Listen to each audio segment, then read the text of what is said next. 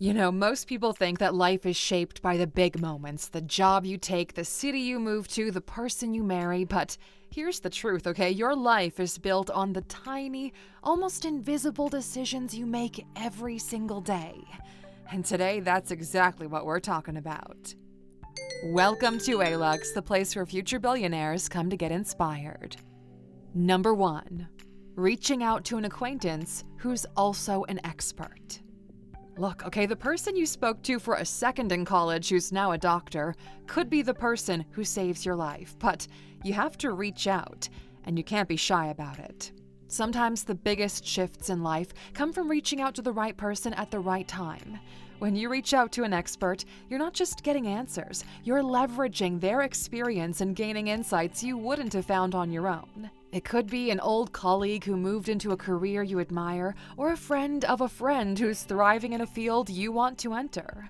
When you reach out, you're not just asking for advice, you're showing respect for their expertise and signaling that you're serious about improvement. When you do it right, these small connections become mentorships, collaborations, or gateways to new networks. The decision to reach out to an expert can unlock clarity, solutions, and opportunities you would not find alone. You have to be proactive in every part of your life. Waiting for the right time can mean waiting forever. The people who build momentum, well, they're the ones who act right now. Number 2. The coffee shop you usually go to. Even something as small as where you get your caffeine fix can shape your life. It can change how you feel, how you interact, and who you meet. The coffee shop isn't just a pit stop, it's a microcosm of opportunity. People have met business partners, mentors, even investors over shared tables. It's where ideas come alive and where chance encounters can shift your direction entirely. But even when the coffee's gone, what you take away with you, the knowledge you've absorbed, the conversations you've had, keeps fueling you. And that brings us to our next decision. Number 3, if you choose to become a reader or not. Now, whether you become a reader is a choice you have to make, and honestly, it's best done when you're young.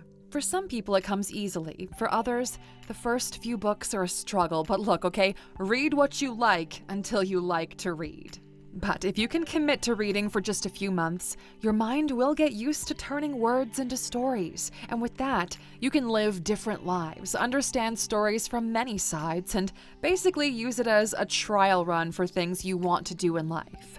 Over time, readers learn to think differently. They're better at communicating, and because they dive into so many different stories, well, they learn to see opportunities where others see obstacles. Books introduce you to the minds of experts, giving you insights that can transform your career, your relationships, even the way you think about yourself. Reading isn't just for self-improvement. It helps you be more creative and to be better at solving problems and handling stress. Number 4. How you use social media. Now, social media is both an obsession and something that can be demonized.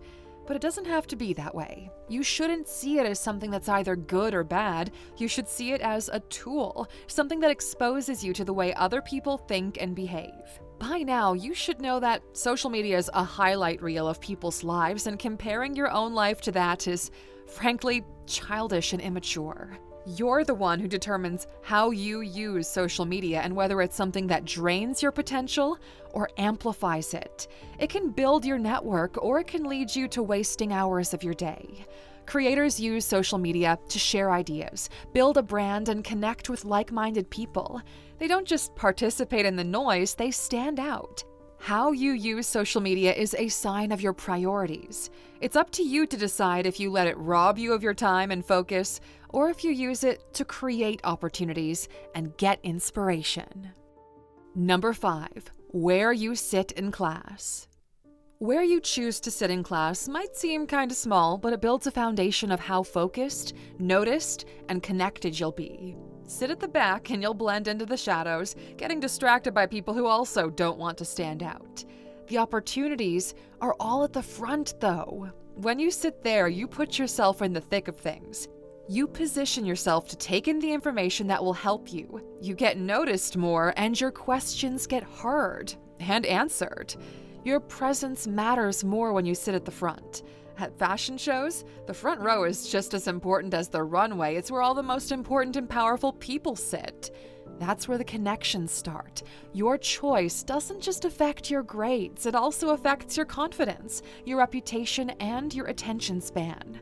Over time, that small decision compounds. You develop the ability to move through the world at center stage, where you're a part of what's happening instead of watching from the sidelines. And following on this point, number 6, the decision to raise your hand and speak up or stay quiet. Raising your hand to ask or answer a question lets everyone know that you're confident in yourself and the things you know, even when you're wrong.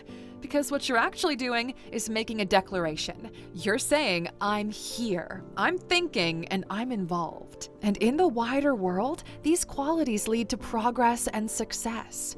It's a small decision that has consequences that go beyond the classroom or the meeting room.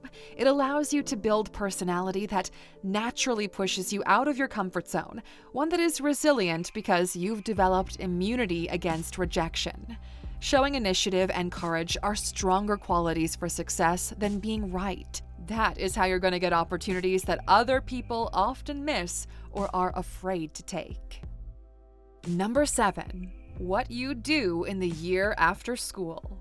Now, some people thrive in diving straight into work after school. They know what they want to do with their lives, and they know that they'll gain more experience from starting as early as possible. Others will thrive from taking a year off, working, traveling, figuring out what they want to do. And other people know that they'll be most successful if they head straight to college and start studying. You have to know yourself and what works best for you, and then you have to make the right choice. The year after school is a fork in the road, even if it doesn't feel like it at the time. The worst thing you could do is wait for something to happen instead of making it happen. This year sets the tone for adulthood, so floating by and just doing whatever is a choice that's going to carry some heavy consequences. How you use this year matters. It's the first real test of who you are without someone telling you what to do. Number 8, whether you double-check your work. Double-checking your work is the difference between getting an A and getting a C. It's what determines if you deliver something good or something great. As you move through your life, developing that quality of attention to detail is going to accelerate your career and make the admin of your daily life so much easier. It's also a sign of respect for yourself and the person checking your work. Now, you shouldn't suffer because you've made a small mistake, but if you do, that is totally on you. Double-checking is more than just a habit, it's a mindset. It shows that you care enough to do things right. If you want to build a reputation of someone who doesn't cut corners, of someone that people can trust to deliver high-level work, then this is where you start. It might seem small, but it can open doors that you never expected. Number 9, who you ask for advice.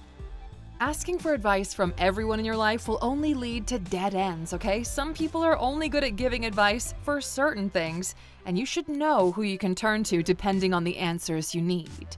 The people you turn to for advice will shape the direction you take. They need to be able to give you the clarity you didn't even know you needed. Your friend can offer emotional support when you're too overwhelmed to think clearly, but they're not going to be able to give you the same level guidance when it comes to your career. Not all advice is created equal. The people you turn to need to know your goals and the situation that you're in. The choice of who you listen to is just as important as the choice you're trying to make. Seek out the people who've walked the road you want to travel.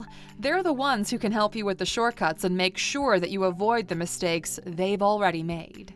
And you know, for the majority of people who don't have someone to act as a quality mentor, we would love to join you on your journey, and we've leveled the playing field for you. It is our mission to help create 1,000 new millionaires, and to do that, we're banking hard on education, but not the stuff they teach in schools, no, the stuff that really matters.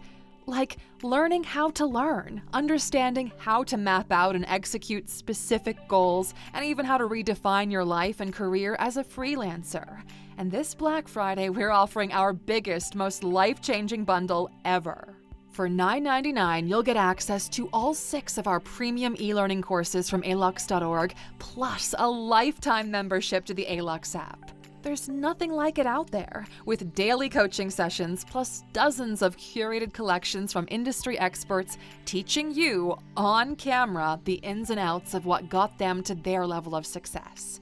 The Alux app will keep you on a consistent growth trajectory, and by this time next year, everyone will be asking you how you came so far so fast. Go to Alux.com/Black Friday and use the code BF24 at checkout to score this life-changing deal. Number 10. How often you thank people. A simple thank you goes way further than you realize. Saying thank you builds your reputation as someone who understands relationships and reciprocity. Using their name when you do it will give you bonus points. You're not just saying the words, you're actually acknowledging them. You're reinforcing a connection and letting them know that what they did, no matter how small, it mattered to you. Gratitude is magnetic, okay? People will remember you because you've made them feel valued, and they're more likely to go out of their way for you in the future.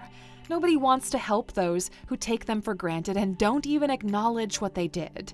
In fact, that lack of acknowledgement can be twice as powerful as that thank you. By not saying anything, you're giving someone the ammunition to add a mental X to your name. When you get in the habit of thanking people, you'll start to see how differently the world responds to you. Number 11. Whether you remember people's names. There's nothing sweeter to a person than the sound of their own name. Is it an ego thing? Who knows? I mean, probably yes, but we all have a little bit of ego inside of us. Remembering someone's name shows care, attention, and respect. It's a small effort with an outsized impact.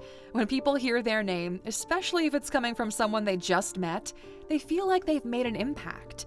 You make them feel important and honestly pretty cool.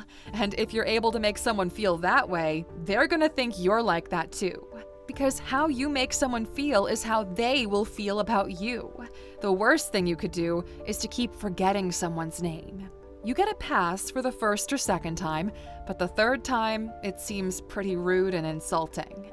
You're not cool because you're so busy and popular you can't remember somebody's name, okay? So stop saying, "Oh, I forgot your name, I'm sorry," and make an effort to remember it. It's a courtesy, absolutely, but it's also a skill. And since so many people suck at something so simple but impactful, remembering names will set you apart. Once you master that skill, you'll see how much faster it strengthens new relationships and how much smoother it makes your interactions. That's how the best leaders and connectors move up in the world. They know what people want, and remembering their name is the easiest way to give them that gift. Number 12. The friends you make when you're young. The friends you choose shape your social life. These are the people who influence your habits, your mindset, and even your sense of what's possible. A friend who encourages you to take risks, learn, or grow can change your life trajectory. On the flip side, though, a friend who drags you into drama or bad habits can hold you back in ways you won't notice until it's too late. And your youthful friendships are the foundation of your support system. They're the people who cheer for you when things go right and help to pick things up when things go wrong. But here's the thing, okay? Not all friendships are meant to last forever. As you grow, you'll find that some friends elevate you while others pull you down. You have to surround yourself with people who align with your values, who challenge you to be better, and who celebrate your wins without jealousy. Number 13. If you date for marriage or date for fun. How you approach relationships reflects what you value most at this point in your life. Dating for fun is about the thrill, the connection, the moment. It's exciting, and for a lot of people, it's an important phase of discovery, figuring out who you are and what you want. But make no mistake, okay, it is not the same as building a life with someone. Dating for marriage shifts the focus. It's no longer just about chemistry, but compatibility. You start to look at shared goals, values, and how someone fits into the bigger picture of your future. While dating for fun might teach you about yourself, dating for marriage teaches you about partnership, how to grow together, weather challenges, and build something that will last. Number 14. whether you show up on time or not. Being on time might seem like a small thing, but it's another clear signal of your values. When you're on time, you're showing other people that you're reliable and disciplined, qualities that people trust and admire. And of course, you're showing them that you respect their name. Being late, on the other hand, sends a very different message. It might seem like a big deal in the moment, but over time it chips away at your reputation.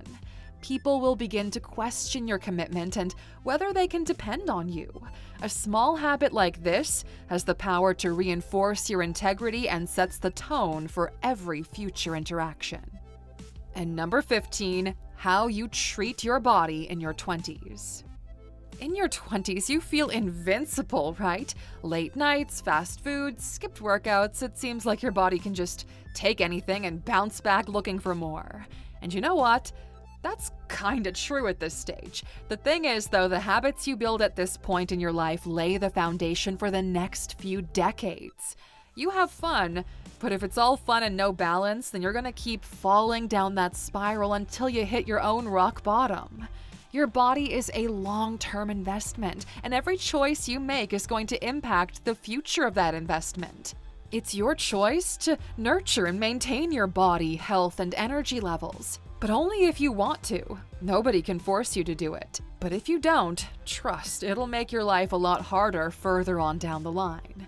By the time you hit your 30s, 40s, 50s, that price of ignoring your health skyrockets. So the time to make a difference, Aluxer, it is right now. And that's all we've got for you today, my friend. It's been great having you with us. Let us know in the comments what little decisions have you made that have completely changed your life. We'd love to hear from you, so please join the conversation.